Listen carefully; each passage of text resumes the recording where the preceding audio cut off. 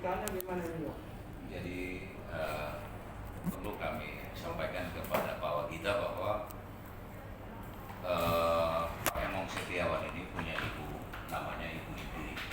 Emong punya ibu ya, namanya Ibu Iti. Pak Wagita baiknya direkam aja kali ya, supaya saya tidak ulang-ulang begitu. Ya. Kalau Bapak catat kayak saya kasih kuliah gitu Pak. Nah, saya dosen. Iya, Nah, siap Pak. Siap. Jadi silakan Bapak dengar, kalau bisa direkam aja. Ya, rekam aja. Jadi Pak Emong Setiawan ini punya ibunda, namanya Ibu Iti. Nah, Ibu Iti ini dia awalnya itu memperoleh surat semacam izin bangunan SIB tahun 1950. Kemudian pada tahun 1956 itu diterbitkan lagi oleh pemerintah kabupaten daerah tingkat 2 Kabupaten Karawang. Artinya berarti kita semua pahami bahwa belum lahir Undang-Undang Nomor 5 Tahun 60 tentang pertanahan. Dan kami anggap itu sebagai Rex Kadaster. Itu menurut versi kami. Nah, tetapi lalu kemudian Ibu Iti ini tidak pernah melakukan pendaftaran tanah selama itu. Artinya dari tahun 50 sampai tahun 1991. Tetapi faktanya tanah-tanah yang berada di seputaran Desa Karawang Wetan atau Kelurahan Karawang Wetan atau blok-blok yang ada di seputaran situ yang berasal dari pemberian oleh Ibu Iti itu ternyata diberikan kepada pihak lain, dan ketika pihak lain itu melakukan proses pendaftaran tanah lalu diterbitkan kepemilikan hak, baik itu hak milik maupun hak guna bangunan. Artinya ada semacam pengakuan atas kepemilikan tanah itu. Luasnya berapa ini, Pak? Luas ini bervariasi Pak ya. Kurang lebih itu kalau usah buka data itu 12.000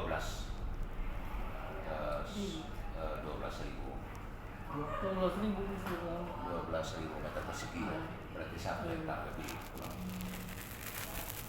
Nah, sampai 13 ya? hampir sampai 13. Artinya ya kurang lebih lah. Nah, jadi artinya bahwa selama kurun waktu tahun 50 sampai 1991 itu orang-orang yang memperoleh pelimpahan hak dari Ibu Iti itu kemudian bisa ada proses pendaftaran tanah dan berjalan mulus di BPN Karawang. Nah, tapi anehnya ketika tahun 1991 Ibu Iti mengajukan permohonan pendaftaran tanah, ternyata tidak ditindaklanjuti.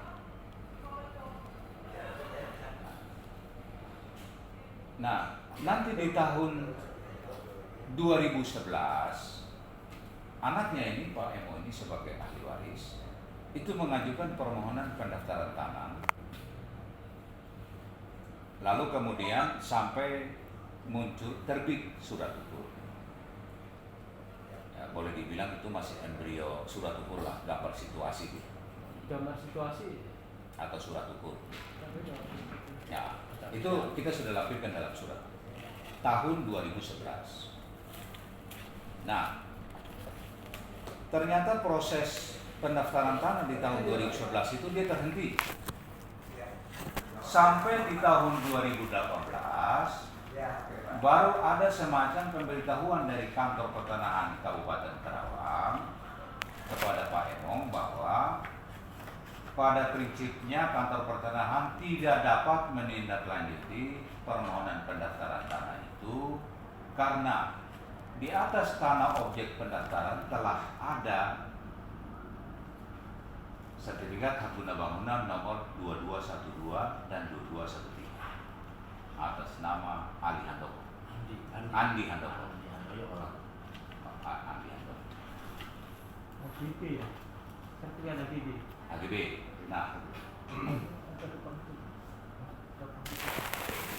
Nah, setelah kami lakukan pengecekan atas keberadaan SHGB 2212-213 ini, ternyata itu berasal dari pemecahan sertifikat hak milik nomor 2178 atas nama Ali Handoyo. Jadi jadi beda nih Pak. Yang tadi 221213 itu atas nama Andi Handoyo. Sedangkan SHM 2178 itu atas nama Ali Handoyo.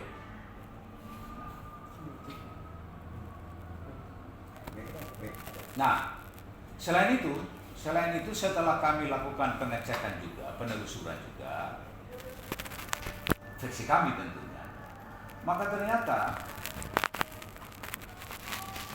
sebelum terbit B2212 dan 2213 itu ada B609. Tahu suratnya? 609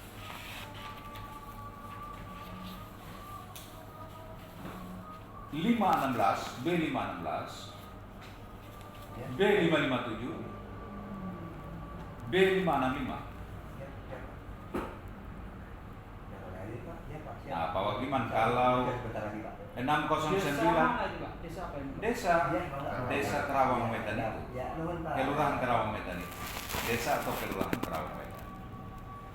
Jadi kalau kita akumulasi nih 60 B609, 565, 557, 516 ini luasnya kurang lebih 7.000 meter persegi.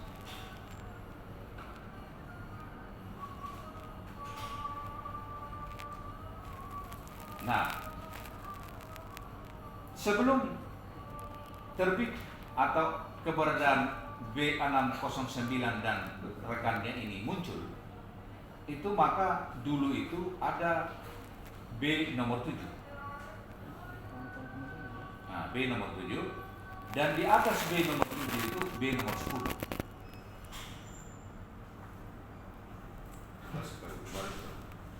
B7 dulu baru B10. Enggak, 10. Awalnya 10 dulu. Ya terserah lah, artinya menurut apa yang kami temukan itu pokoknya 10 duluan, B10 duluan, baru kemudian turun B7. Artinya begini, ya, artinya baik B10, B7, B609, 565, 557, 516 ini sudah berakhir masa berlakunya. Sudah berakhir Pak Wagiman. Sehingga persoalannya kan tinggal B2212 dan 2213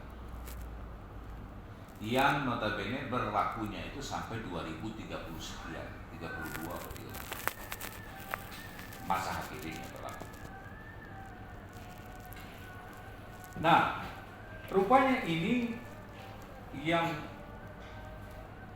dikonstatir di dalam surat BPN tahun 2018 itu, bahwa ternyata di atas objek tanah pendaftaran ini masih tumpang tindih dengan 2212 dan 2213. Padahal 2212 dan 2213 ini setelah kami lakukan penelitian, ternyata dia berasal dari HM 2178. Jadi seolah-olah ada perubahan hak dari hak milik ke hak guna bangunan yang di-split menjadi 2 sertifikat. Nah, jadi entry point kami, persoalan yang kami perlu sampaikan kepada kantor pertanahan Kabupaten Kerawang, artinya yang bikin tumpang tindih itu adalah pertanahan sendiri di atas objek pendaftaran yang kami mohonkan.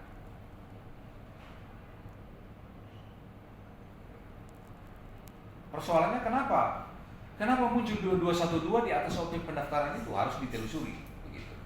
Kalau sekiranya data fisik dan data yuridisnya tidak benar, ya berarti mohon kiranya Kepala BPN Kerawang menggunakan fasilitas pasal 160 Peraturan Kepala Menteri Agraria Kepala BPN pasal 160 itu nomor 9 tahun 99 untuk membatalkannya. Karena yang membuat tumpang tindih atau overlapping itu adalah BPN sendiri, bukan pihak lain. Itu yang pertama, Pak. Yang kedua, pada tanggal 6 Mei 2021 itu ada surat dari kantor pertanahan sini, ya, yang nomornya 515 tahun 2021 tanggal 29 April 2021 perihal undangan ke lapangan. Nah, di dalam surat ini diminta agar pihak-pihak prinsipal yang terkait itu harus hadir pada hari Kamis tanggal 6 Mei 2021 ke lapangan, undangan ke lapangan. Ternyata surat yang ditandatangani oleh Ibu Kepala Kantor ini diselewengkan oleh petugas yang turun ke lapangan dengan menggelar pertemuan mediasi di kantor kelurahan. Nah ini kami, bagi kami itu suatu pelanggaran serius, pelanggaran sumpah jabatan. Karena disuruh lain, kerjanya lain. Disuruh turun untuk ke lapangan. Ke lapangan ini menurut tafsir kita itu pasti dalam kerangka constating report. Karena ada permohonan. Bukan turun untuk pertemuan mediasi. Itu hal yang kedua. Jadi acara ini batal gara-gara mereka. Harusnya ke lapangan, mereka arahkan pertemuan di kantor kelurahan. Dan kami sangat dirugikan karena ulah itu. Kantor desa kelurahan Kerawang Wetan. Kami sangat dirugikan karena itu. Kerawang Wetan, Pak. Itu yang kedua. Yang ketiga, pada saat pertemuan mediasi itu ada pihak yang menamakan dirinya sebagai kuasa dari Andi Handoyo atau Ali. Nah, ternyata surat kuasa khusus yang mereka jadikan sebagai alas hak mereka di dalam melakukan perbuatan hukum yang bertalian dengan apakah secara lisan atau tulisan melalui suratnya yang masuk ke BPS ini, bahkan termasuk menghadiri pertemuan mediasi itu, maka surat kuasa itu khusus untuk mediasi tanggal 23 Februari 2021. Artinya surat kuasa ini dia menunjuk pada pertemuan jauh sebelumnya, tanggal 23 Februari 2021. Sedangkan undangan ke lapangan dan diminta kehadiran pihak prinsipal dan bukan kuasa hukumnya itu adalah pada tanggal 6 Mei 2021. Pelaksanaannya. Sehingga surat kuasa ini tidak dapat dijadikan sebagai legal standing mereka untuk bertindak untuk atas nama klaimnya. Nah, begitu. Lalu surat kuasa itu pun ditandatangani, diterbitkan pada tanggal 12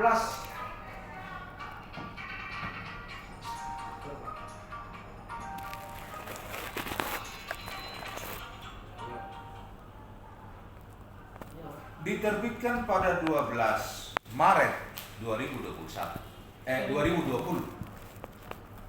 Artinya, ketika surat kuasa itu dibuat dan diterbitkan, tentu belum ada ini, Pak.